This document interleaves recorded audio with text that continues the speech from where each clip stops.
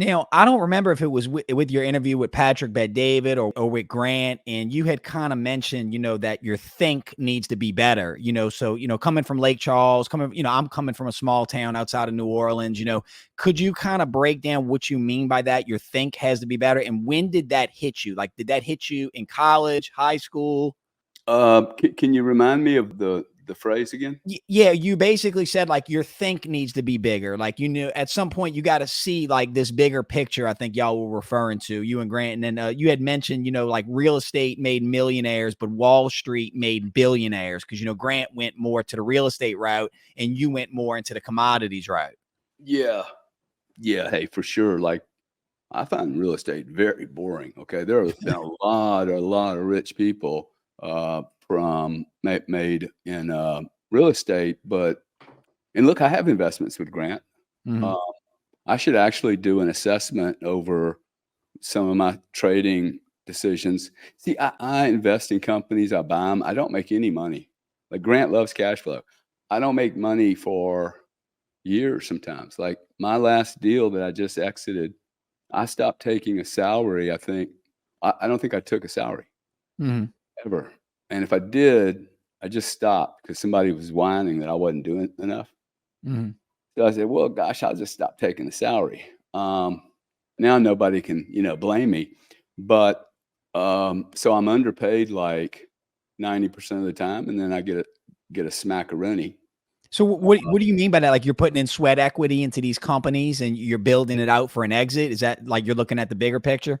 Well, so you asked about, hey, get the big thought, but I just wanted to make sure people understood, we just get to different places. Grant, at some point, I told Grant for a decade, now he won't tell you this, but I told him for maybe 15 years, hey, you have to expand out of the automobile industry. You're too comfortable there. You have to go mainstream. I think he did furniture and then, hey, listen, everybody's scared to go break into a new industry. Okay, it's scary. It's scary. You don't know the nomenclature. You don't have any contacts. The contacts you do get, you have to ask somebody, and now you owe them a favor. Man, it's hard. That's why people get stuck in industries, which I think is a mistake. Mm-hmm. I've been in now 4 industries, and I'm going to get to the big think here in a second. But what Grant's done is Grant realized after, okay, he's selling to automobile dealers, pitching books and motivation. And then he saw the internet, and then he started, going kind of Anthony Robbins thing. Mm-hmm. And now he's really, I think, pulled it all together with his style of entertainment. And he used, as did Trump, he really put his beak into technology, which is very interesting. How old is Trump today? He's got to be in his 70s. Right? Yeah, his 70s. 70-year-old and a 60-year-old, 50-year-old. And Grant did an interview with Trump too, right? Oh, yeah, dude. And, wow. But he, these older guys seeing this problem and going, hey, this Facebook thing, I can use this to get my message out.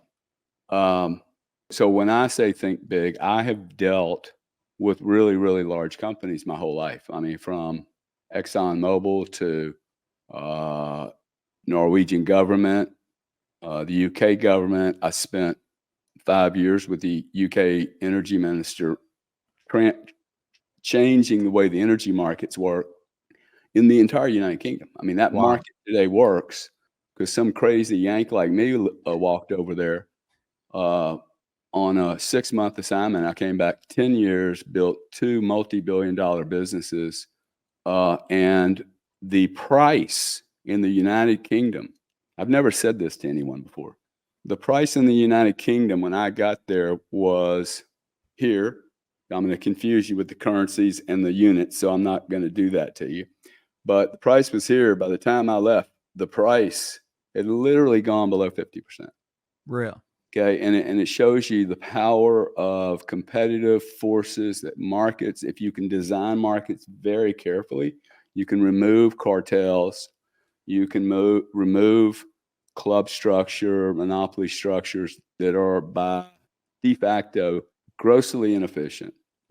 They're paid to be inefficient, and there's no transparency. And so you move from big corporate world to consumer.